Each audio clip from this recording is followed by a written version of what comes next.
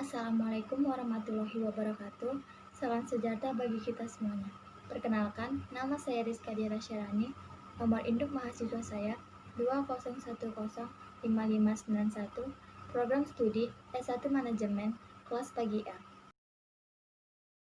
Di sini saya akan menjelaskan tentang pertama, implementasi komputer pada mahasiswa di saat COVID-19, dan yang kedua, budaya dan teknologi. Yang ketiga, kesalahan terhadap kekayaan intelektual dalam penggunaan teknologi.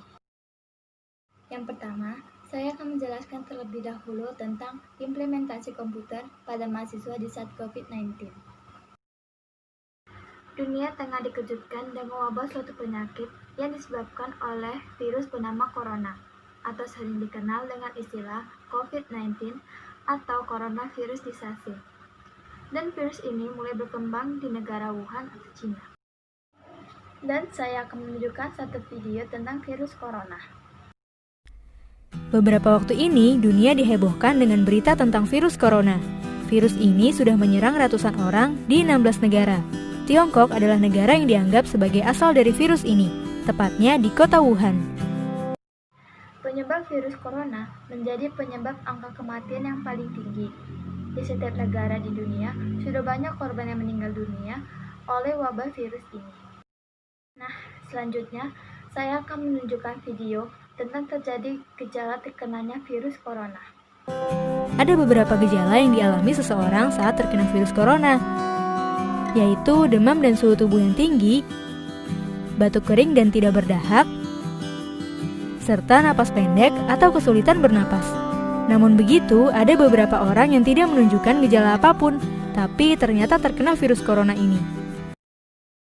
Maka itu, kita harus selalu waspada dan tetap memperhatikan kesehatan kita. Selanjutnya, saya akan menunjukkan beberapa cara untuk mencegah virus corona masuk ke dalam tubuh kita. Nah, ada beberapa cara yang bisa kita lakukan untuk mencegah virus corona masuk ke tubuh kita. Pertama, rajinlah mencuci tangan, terutama sebelum dan setelah makan, serta setelah kembali dari luar rumah. Jangan lupa untuk mencuci tangan dengan sabun dan air yang mengalir sampai bersih. Kedua, gunakan masker jika bepergian keluar rumah, apalagi kalau teman-teman pergi ke tempat umum, seperti halte bis, stasiun kereta, atau bandara. Ketiga, tutupi hidung dan mulut saat bersin dengan menggunakan tisu atau lengan baju. Keempat, jika memungkinkan, jaga jarak dengan orang yang sedang mengalami flu, batuk, dan demam. Kelima, selalu makan telur dan daging yang dimasak sampai matang merata, karena virus ini bisa menyebar lewat daging hewan yang tidak dimasak dengan baik. Dengan melakukan hal-hal tadi, kemungkinan kita terkena virus corona jadi kecil, sekaligus bisa menjaga kesehatan kita dan orang-orang di sekitar. Berikutnya, saya akan menjelaskan tentang solusi belajar berbasis teknologi. Sebuah solusi belajar berbasis teknologi harus bisa menghadirkan sekaligus menguatkan interaksi antara dosen dan mahasiswa dengan sistem daring supaya proses pembelajarannya tetap berlangsung seperti diharapkan oleh masyarakat. Adapun pengertian teknologi daring. Teknologi daring merupakan sebuah perkembangan teknologi yang sangat membantu kita para mahasiswa dan dosen dalam berkomunikasi. Teknologi daring ini merupakan sebuah komunikasi yang dapat digunakan secara serempak yang melibatkan banyak orang atau hanya 2 orang saja. Komputer telah lama berkembang di masyarakat, bermula dari komputer yang berukuran puluhan meter kubik seberat beberapa puluh pon yang membangkitkan panas dalam sejumlah besar, sampai kepada komputer yang ukuran kecil dipindahkan dengan mudah oleh pemakainya tanpa harus bersusah payah. Komputer tidak jauh berbeda dengan produk teknologi lainnya, antara lain kereta api, mobil, dan televisi. Yang membedakan adalah kemampuan untuk dapat diprogram guna melaksanakan berbagai macam tugas dengan kecepatan dan ketelitian yang tinggi. Komputer pada saat ini banyak digunakan di sekolah, di rumah, dan di kantor. Dasarnya, komputer digunakan sebagai bantu untuk menyimpan, mengelola, dan mengambil data atau informasi yang diperlukan. Teknologi daring ini membutuhkan perangkat pendukung seperti komputer, smartphone, dan laptop. Alat bantu lainnya yang digunakan sebagai perantaraan terutama harus terhubung dengan internet.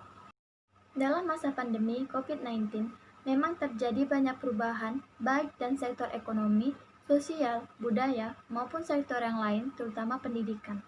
Peran teknologi juga terlibat dalam setiap kegiatan sehari-hari. Diskusi melalui seminar tentang tema revolusi Industri 4.0 yang dikaitkan dengan perguruan tinggi terhenti pada akhir tahun 2019 ketika mulai merebaknya wabah virus corona. Seluruh siswa diuji secara mengejutkan oleh COVID-19, salah satunya melalui pembelajaran daring, terkoneksi internet yang dilakukan oleh seluruh perguruan tinggi di Indonesia. Di sisi lain, banyak industri melakukan PHK terhadap pekerjaan dan operasi industri berhenti total. Semua perguruan tinggi kenyataannya ditutup selama pandemi ini. COVID tampaknya dapat dipandang sebagai suatu siklus sejarah yang bertahan membentuk dampak sosiologi terhadap semua sektor hidup khususnya pengolahan pendidikan perguruan tinggi di Indonesia. Dalam pembelajaran tatap muka, interaksi mahasiswa biasanya dilakukan pada saat penyajian materi, tanya jawab, dan diskusi klasikal. Alat yang dapat digunakan untuk melakukan pembelajaran antara lain Google, Zoom, Google Classroom, Google Meet, dan sebagainya. Kehadiran teknologi dapat dimanfaatkan untuk meningkatkan kualitas pendidikan yang merupakan kunci untuk meningkatkan kualitas sumber daya manusia dan akan membawa Indonesia menjadi bangsa yang unggul. Penerapan metode online learning atau e-learning menjadi suatu keniscayaan dan pilihan terbaik bagi dunia pendidikan saat ini. Mulai memanfaatkan teknologi dan menerapkan sistem pembelajaran online untuk menunjang aktivitas pembelajaran. E-learning merupakan segala aktivitas belajar yang menggunakan bantuan teknologi elektronik. Manfaat dari mempelajari teknologi, informasi, dan komunikasi bagi mahasiswa. Yang pertama, mempermudah mahasiswa dalam mengenai internet dan memanfaatkannya untuk berkomunikasi dengan teman dan keluarga. Dan yang kedua, proses pembelajaran lebih menarik, lebih interaktif, jumlah waktu mengajar dapat dikurangi, kualitas belajar mahasiswa dapat ditingkatkan, dan proses belajar mengajar dapat dilakukan di mana dan kapan saja. Selanjutnya, saya akan membahas tentang budaya dan teknologi. Adapun pengertian budaya dan teknologi. Yang pertama, budaya. Budaya terbentuk dari banyak unsur rumit, termasuk sistem agama dan politik, adat istiadat, bahasa, perkakas, pakaian, bangunan, dan karya seni. Dan yang kedua, teknologi. Teknologi merupakan salah satu komponen kebudayaan. Teknologi menyangkut cara-cara atau teknik memproduksi, memakai, serta memelihara segala peralatan dan perlengkapan. Melalui teknologi, manusia membangun masa depan kebudayaan dan kehidupan mereka. Perkembangan teknologi tidak saja ditentukan oleh nilai-nilai budaya yang ada, tetapi ia justru dapat membentuk budaya-budayanya yang baru. Antara lain, budaya media, budaya informasi, dan budaya virtual. Dalam relasi antara teknologi dan budaya, ada sebuah paradoks. Di satu pihak, untuk menumbuhkan teknologi diperlukan semacam budaya teknologi. Budaya teknologi yaitu nilai-nilai budaya yang mendorong perkembangan teknologi, antara lain daya kreativitas, rasionalitas, mental produksi, dan berorientasi ke depan. Perubahan sosial budaya. Perubahan sosial budaya adalah sebuah gejala berubahnya struktur sosial dan pola budaya dalam suatu masyarakat.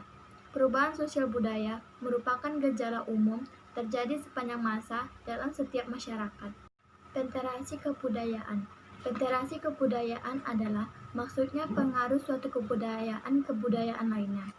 Hal ini disebabkan semakin pesatnya perkembangan teknologi sehingga dapat membuat masuknya kebudayaan lain. Dengan semakin majunya perkembangan teknologi, maka hal tersebut akan berdampak pada perubahan kebudayaan. Dampak tersebut diantaranya 1. Perubahan itu terjadi sesuai dengan hakikat dan sifat dasar manusia. yang selalu ingin mengadakan perubahan. Yang kedua, contohnya gaya berpakaian remaja Indonesia yang dulunya menjunjung tinggi norma kesopanan telah berubah mengikuti perkembangan zaman.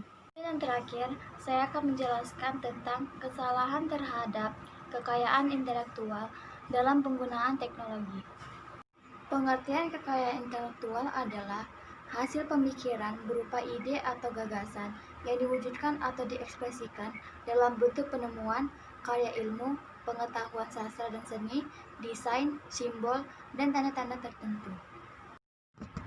HKI adalah produk hukum berupa hak yang timbul atas kekayaan intelektual yang dihasilkan.